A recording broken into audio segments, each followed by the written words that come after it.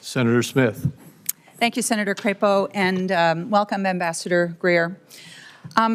So it seems to me that President Trump has started a big trade war, and the war is with everyone on multiple fronts, with allies as well as adversaries. I think this is a little bit of what Senator Tillis was getting at. It feels really indiscriminate and chaotic, and apparently we're still just in the early days of this. And I just need to tell you that Minnesotans are freaked out.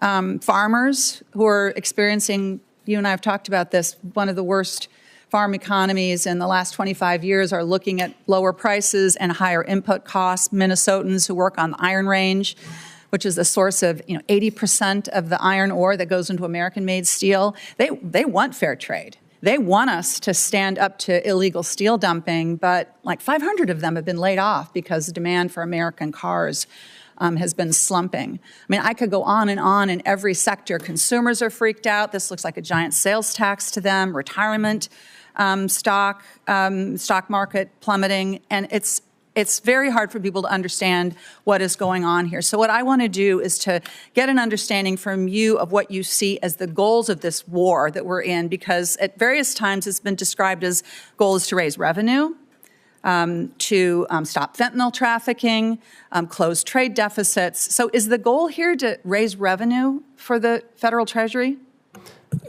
Senator, this is not a trade war. We have, most countries have said they're not going to retaliate. We have an underlying emergency. The goal of this, of the trade deficit, where President Biden left us with a $1.2 trillion trade deficit, and the goal is to address that and the offshoring that led to that and the non-reciprocal treatment that led to that. That's the goal. Certainly there's a tariff revenue effect. If the countries do not do this, then they will be subject to the tariff, and we'll have a tariff on foreign goods instead of American-made goods. If the goal is to close trade deficits, then that would mean that the tariffs are a negotiating tool here. Is that right? Is that how you see it? So the or are you trying to use them to? Well, it can go both ways, Senator. So on the first, we've talked a lot about negotiations because a lot of these countries, they have closed off markets to our exports in unfair ways. They've done it for decades, and nothing has persuaded them. Sitting down, talking nicely hasn't persuaded them. But if you were trying to, so I'm all for fair trade, and I'm all for the idea that if somebody is not trading fairly with us, if they're not giving us fair markets, then we need to have a strategy to go after that.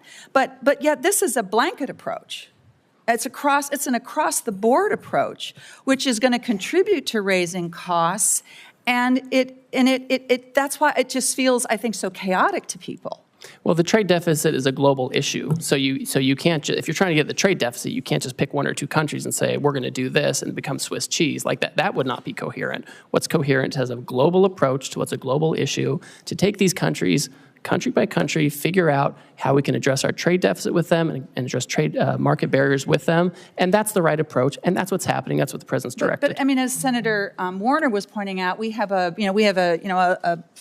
guess it's a floor, you could call it, a 10% tariff, even with countries where we have a trade surplus. And by the way, this formula that the administration used to assign this so-called reciprocal tariff it just seems so arbitrary. I mean, where did that formula come from?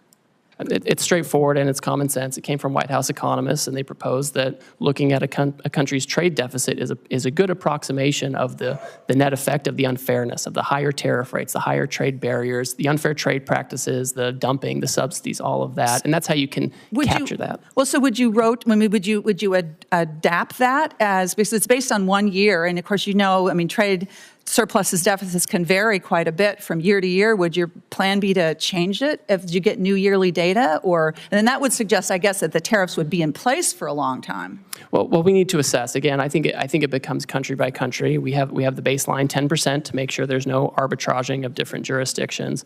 And all these countries that are subject to the highest rates, most of them have already come to talk to us about how to get it down. I mean, we have to take this step by step. We have to take it country by country to address these issues. The status quo just won't work anymore, and we can't do it piecemeal. I'm not arguing for the status quo, Ambassador. I'm not arguing for the status quo, but I am questioning the rationality of this policy that it's so chaotic and it seems so arbitrary.